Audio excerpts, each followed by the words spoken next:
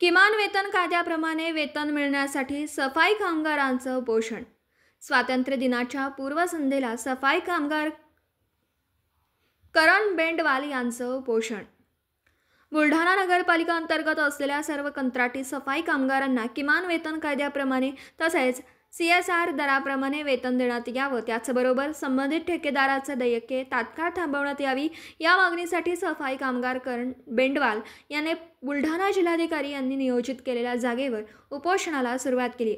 मागण्या मंजूर होईपर्यंत उपोषण मागे घेणार नसल्याचा इशारा उपोषणकर्त्यांनी दिला। बुलढाणा नगरपालिका मार्फत जे नेमलेले कंत्राटी ठेकेदार आहे ज्यांनी सफाई कामगारांना किमान वेतन दरनुसार CSR नुसार पेमेंट दिलं पाहिजे यासाठी मी उपोषणाला बसलेलो आहे।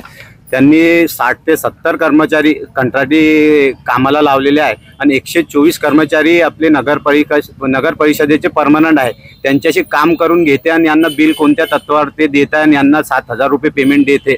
कंत्राटी कर्मचाऱ्यांना किमान वेतननुसार त्यांना 16,684 रुपये पेमेंट दिलं पाहिजे दरनुसार शासकीय परिपत्रकानुसार। तर ते आपलं कंत्राटी कर्मचारी यांना ठेकेदार देत नाही ते पैसे।